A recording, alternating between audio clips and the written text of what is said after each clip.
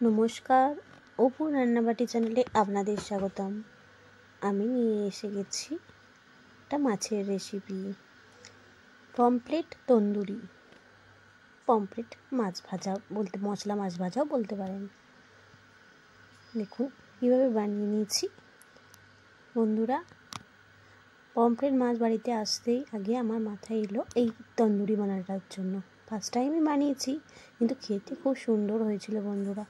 একটু লেবু দিয়ে আর একটু নুন চাট মশলা দিয়ে দারুণ লাগছিল খেতে।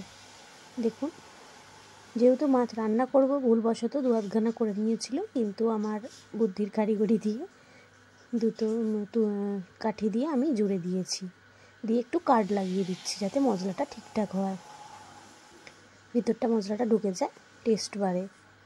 দেখুন, গোটা দেখতে লাগবে অথচ কাটাও থাকবে। দেখুন, এবার আমি প্রথমে লেবুর রস দিয়ে দেব। দেখুন,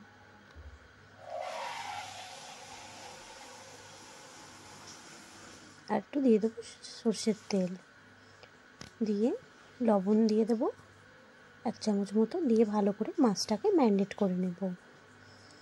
বন্ধুরা দেখুন, খুব ভালোভাবে মাখিয়ে নিতে হবে লবণটা।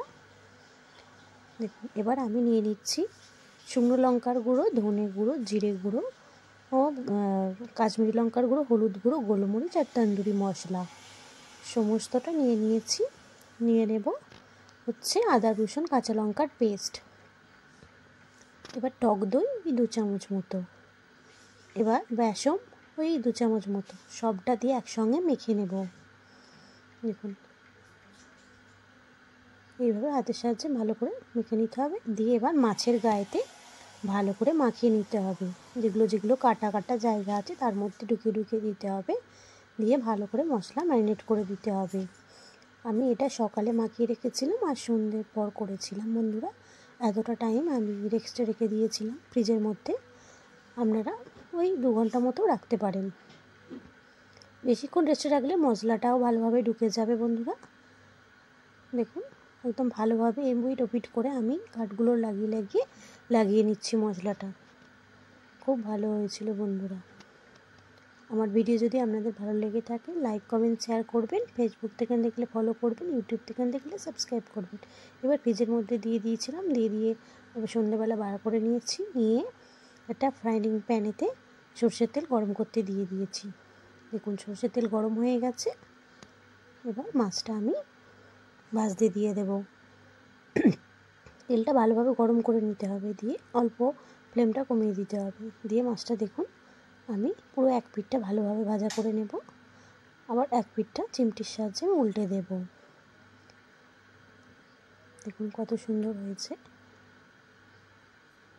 এইভাবেই আমি উল্টে পারলে ভালো করে ভেজে নেব। বন্ধুরা, একবার এইভাবে বানিয়ে দেখতে পারেন। এটা লাইলেন টিকার মাছ দিয়েও হতে পারে, তেলাপিয়া মাছ দিয়েও হতে পারে, খুব ভালো লাগে খেতে। এবার তুলে নিয়ে একটা রুটি জালির উপরে আমি একটু তেল ব্রাশ করে নিয়ে তার উপরে মাছটা দিয়ে একটু তন্দুরি ফ্লেভার আসার জন্য, মানে ধোঁয়ার একটা ফ্লেভার আসার জন্য আমি পুড়িয়ে নিচ্ছি এপিট ওপিট করে। দেখুন, দিয়ে একটা তন্দুরি যে ফ্লেভারটা আসবে তার জন্য এবার আমি পেঁয়াজ আর ধনেপাতা আর লেবু দিয়ে সাজিয়ে নিয়েছিলাম। খুব সুন্দর খেতে হয়েছিল বন্ধুরা, দারুণ লেগেছিল।